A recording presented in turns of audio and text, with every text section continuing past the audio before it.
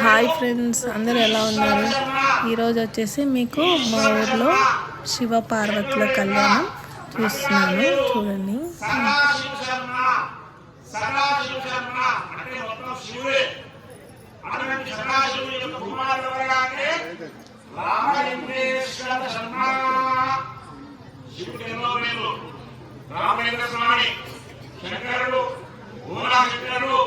ఇలా ఎన్నో పేర్ల స్వామికి అటువంటి స్వామి లక్ష్మీనారాయణ స్వరూపాయ అటువంటి లక్ష్మీనారాయణ అప్పుడు ఈ స్వామి కూర్చున్నాం.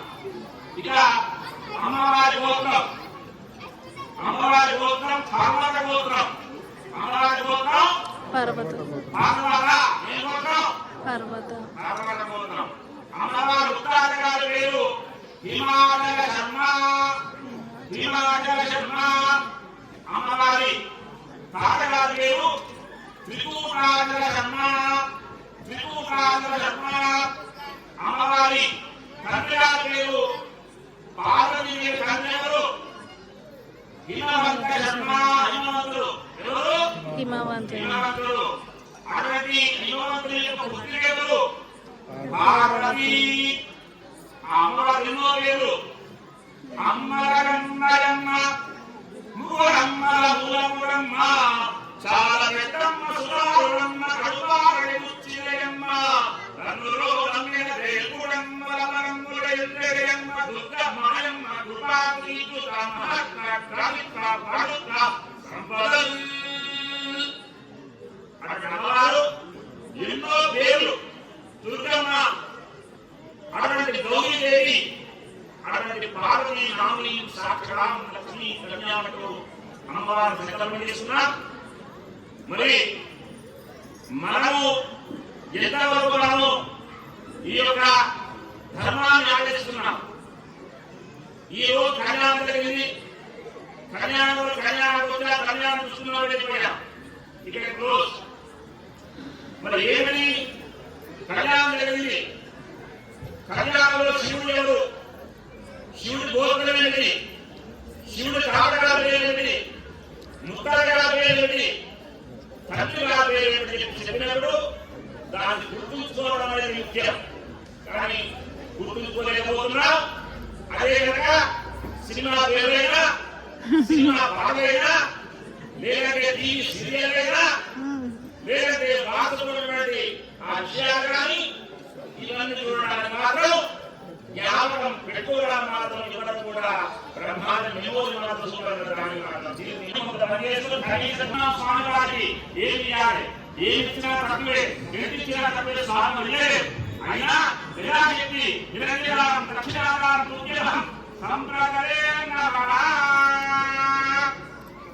ఎప్పుడు పార్వతీదేవి చెప్తున్నారు శివుడికి, ధర్మేచ అర్ధేచ కామేచ మోక్షేచ నాతి చరతవ్య. నాతి చరతవ్య.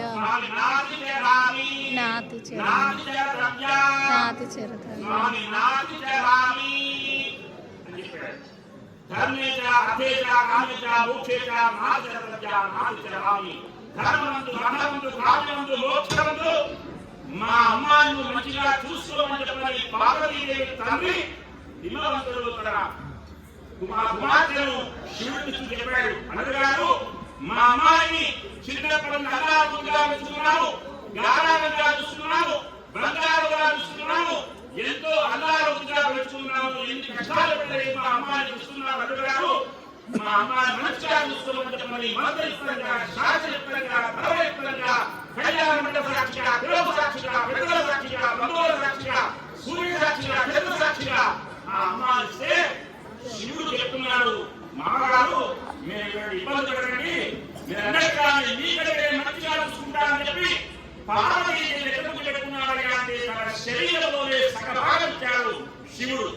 కాబట్టి ఆ నిర్మాణంతో సాక్షాత్తు ఇద్దరు కూడా భారతాన్ని సంపృక్తం పార్వతీ పరమేశ్వరం జగత్తుకు ఆత్మ నిర్ణయాన్ని పార్వతీ పరమేశ్వరుడు అటువంటి ఉండాలని మనందరం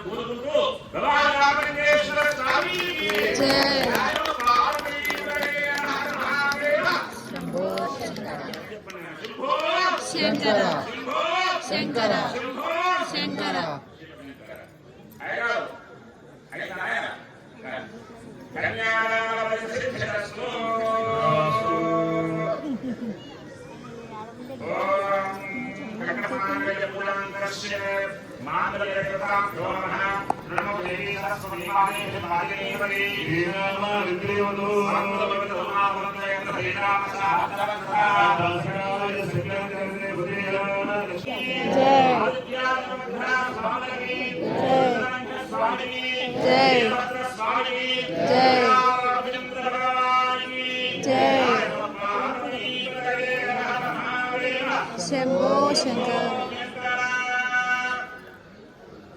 నమః శివాయ ఓం నమః శివాయ ఓం నమః శివాయ ఓం నమః శివాయ శివాయ ఓం నమః శివాయ ఓం నమః శివాయ ఓం నమః శివాయ నమః శివాయ ఓం నమః శివాయ ఓం నమః శివాయ ఓం నమః శివాయ శివాయ ఓం నమః శివాయ ఓం నమః శివాయ ఓం నమః శివాయ శివాయ ఓం నమః శివాయ ఓం నమః శివాయ ఓం నమః శివాయ నమః శివాయ ఓం నమః శివాయ ఓం నమః శివాయ ఓం నమః శివాయ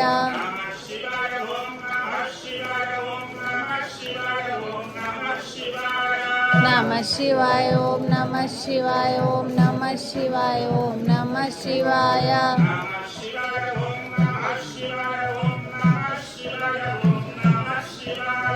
నమః శివాయ ఓం నమః శివాయ ఓం నమః శివాయ ఓం నమః శివాయ నమః శివాయ ఓం నమః శివాయ ఓం నమః శివాయ ఓం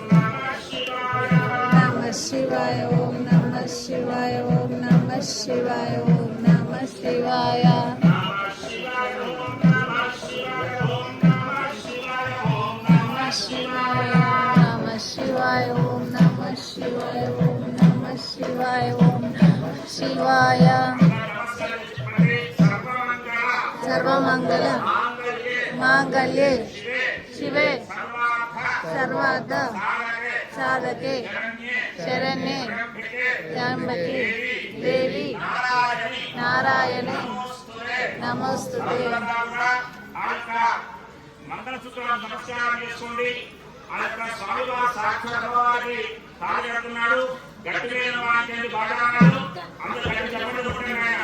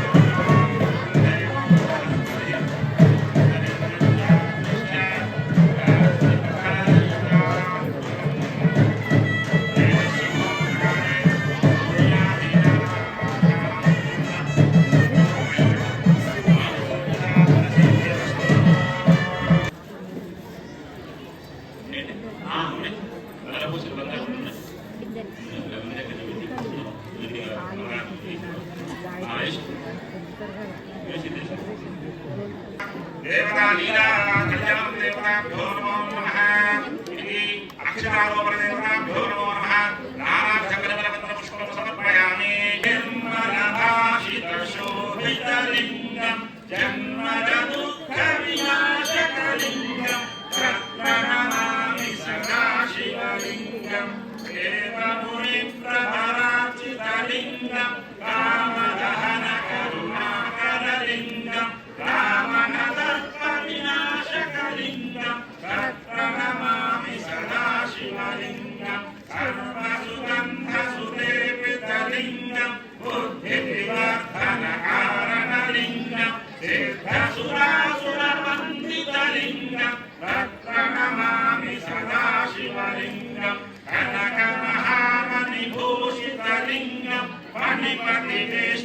शोभितलिङ्गं रक्षसुयज्ञविनाशनलिङ्गं तत्प्रणमामि सदाशिवलिङ्गं कुङ्कुमचन्दनलेपितलिङ्गं पङ्कजहारसुशोभितलिङ्गं सञ्चितपापविनाशकलिङ्गं तत्प्रणमामि सदाशिवलिङ्गं देवगणार्चितसेवितलिङ्गं भावैभक्तिभिरेवचलिङ्गं दिनकरकोटिप्रभाकरलिङ्गं तत्प्रणमामि सदाशिवलिङ्गम् अष्टधनोपरिवेष्टितलिङ्गं सर्वसमुद्भवकारणलिङ्गम् अष्टदरिद्रविनाशकलिङ्गं तत्प्रणमामि सदाशिवलिङ्गं सुरगुरुसुरवरपूजितलिङ्गं सुरवनपुष्पसदार्चितलिङ्गं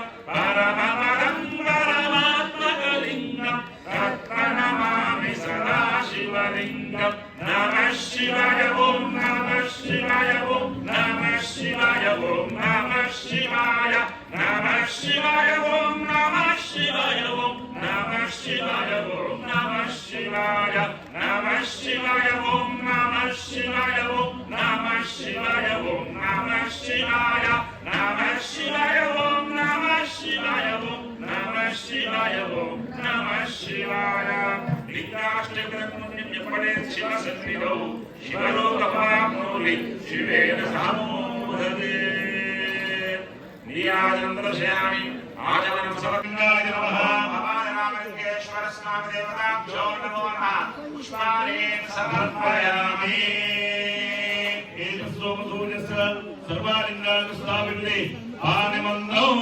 पवित्रो भाग्यका విష్ణు భాగ్యంగా అనుకుంటూ ఆ భగవంతుడు అనుగ్రహం అందరికీ ఉండాలని చెప్పి ఎల్లవేళలా మన ఎందు భగవంతుడు ఉండాలని భగవంతుడి రూపాన్ని మనందరం మనసులో తలుచుకోవాలని ఆ భగవంతుడి కృప చేత ఇంకా రాబోయే రోజుల్లో ఎంతో వైభవంగా మన గ్రామంలో చేరడమిల్లి గ్రామంలో ఒకప్పుడు చేరడమిల్లి గ్రామంలో జాతర అంటే చేరడమిల్లి జాతరే ప్రాముఖ్యం.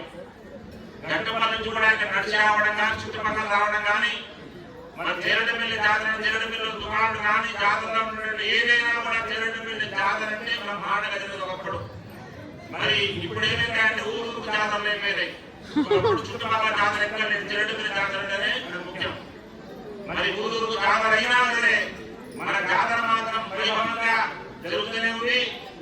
కళ్యాణానికి మరి అందరు భక్తులు విచ్చేసి కార్యక్రమాలు జరిపిస్తున్నందుకు పేరు పేరున గారు కూడా స్వాగతంగా ఉండాలని కోరుకుంటున్నాను.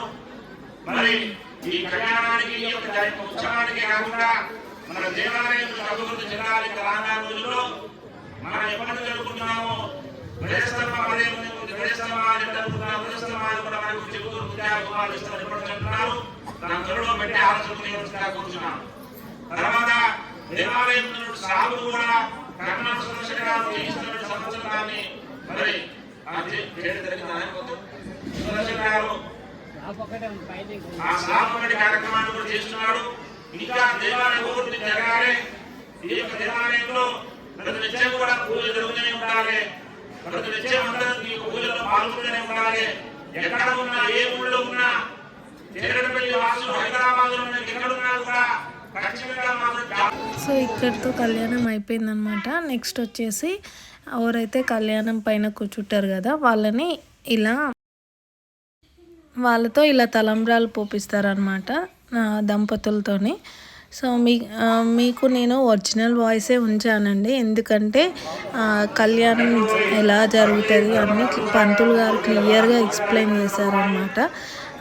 అందుకనేసి ఆ వాయిసే ఉంచాను. ఒక దేవుని కళ్యాణం మొత్తం స్టార్టింగ్ నుంచి ఎండింగ్ వరకు ఎలా ఉంటుంది అనేసి మీకు ఒక ఐడియా వస్తుంది అనేసి చూపించడం కోసం అనేసి ఒరిజినల్ వాయిస్ పెట్టానండి.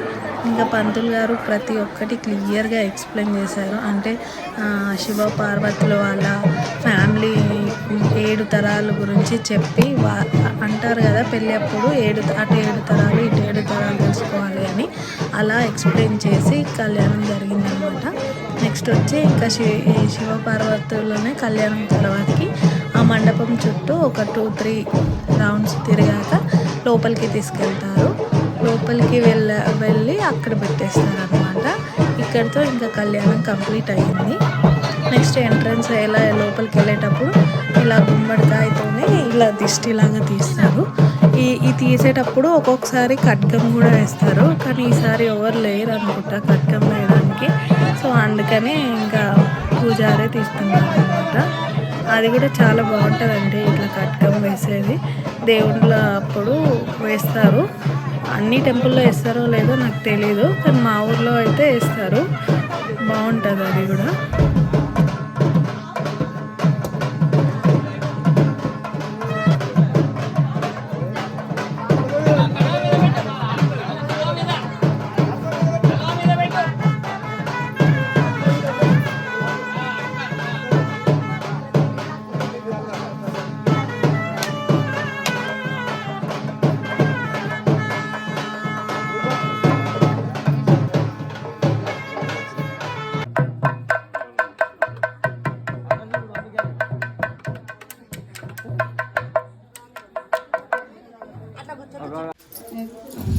ఇంకా లోపలికి వచ్చేసారు శివపార్వతులు. ఇంకా అక్కడ పెట్టేసి అందరు దండం పెట్టుకుంటారు.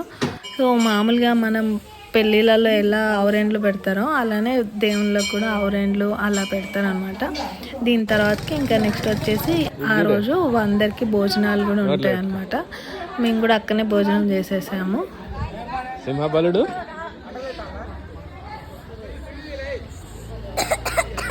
ఏం కదా.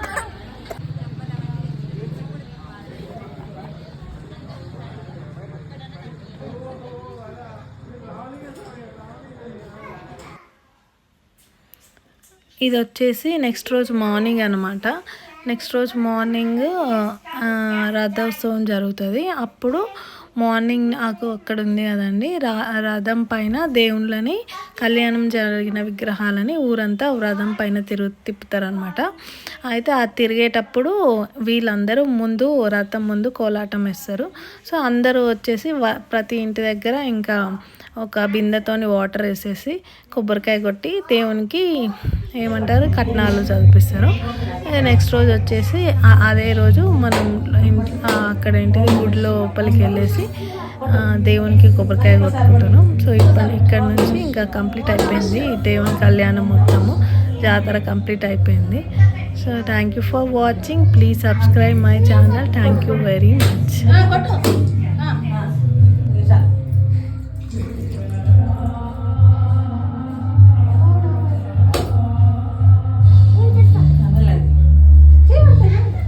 Thank you for watching. Please like and share and comment. Subscribe my channel. Thank you very much.